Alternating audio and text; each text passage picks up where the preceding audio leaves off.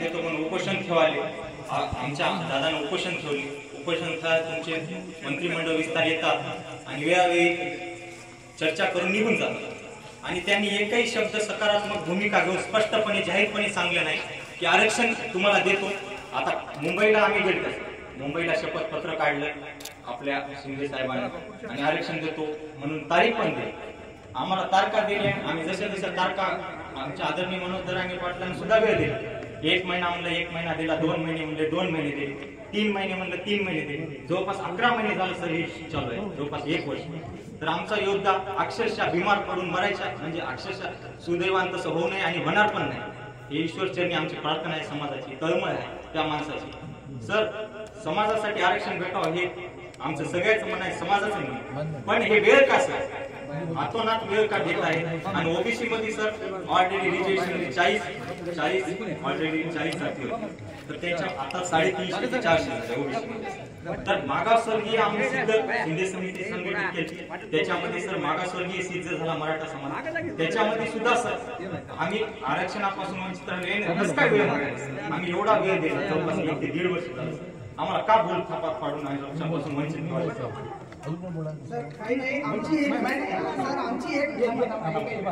एकच मागणी आहे सर, फक्त मराठा समाजाला न्याय मिळावा हे आम्ही तुमच्या मार्फत तुम्हाला आम्ही सूचना करतो, एवढीच आमची विनंती आहे. आज 1 वर्ष झालं सर मराठा आरक्षणासाठी, आज 100 म्हणा 200 म्हणा बळी गेलेले आहे. याला समजा फायदे सरकारला बी, त्याच्यासाठी आमची तुम्हाला एकच विनंती आहे, मराठा आरक्षणाचा मुद्दा लवकरात लवकर सॉल्व्ह करा. सर आम्ही तुमच्या जवळपास सोबतच आहोत सर आणि सोबतच राहणार. तुम्ही जवळपास 30 वर्ष आमदार होते. आमच्या मुख्य तालुका हो, भोकर तालुका हो, तुम्हाला जवळपास शंकररावजी आदरणीय शंकररावजी चव्हाण साहेब हे सुद्धा कार्यकाळ यांचा पण आमच्या बापजाद्यापासून आम्ही, पण आम्ही एकदाही पण रस्त्यावर उतरले नाही. असा मराठा समाजाने एकही सुद्धा मागणी केली नाही. तुम्ही बघा जवळपास 20 ते 30 वर्ष कालावधीमध्ये समाजानं कोणतीही मागणी केली नाही अशी रस्त्यावर. जवळपास आमचा समाज सर अक्षरशः बिकट परिस्थितीमध्ये आणि आपला समाज सर बिकट परिस्थितीमध्ये सर आहे, सापडलेला आहे. आणि पोरं आमचे जवळपास शिक्षण घेऊन सुद्धा आरक्षणापासून वंचित राहतात.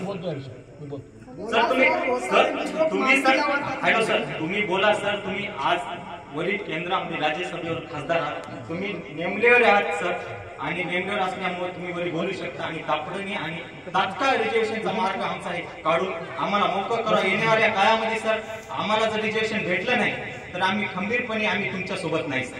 आम्हाला जर रिजर्वेशन भेटलं, आम्हाला जर रिजर्वेशन भेटलं सर भेटावंच लागतं ओबीसी मधून, हे आमची मागणी मूळ आहे. आणि सर आरक्षण जर भेटलं तर आम्ही छाती ठोकपणे तुमच्या भोकर विधान मतदारसंघात जसा तुमचा आले झेंडा लावलेला होता, इथून आजकी ना झेंडा आम्ही लावणार. फक्त आम्हाला आरक्षणाचा मुद्दा आहे. लवकरात लवकर सर विनंती तुम्हाला, आमचा योद्धा अक्षरशः वैतागलेला आहे सर. आमची मजबुरी तुम्ही तळमळ हे काय आहे समाजासाठी समजून घ्या आणि वरिष्ठाला तुमच्या बोला. तुमचं जेवढं हे आहे तेवढं हे होते सर.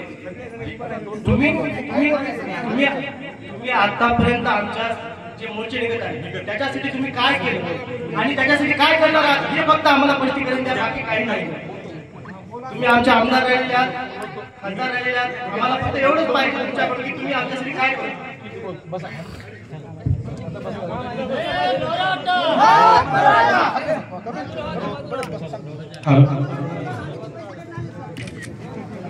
आता मी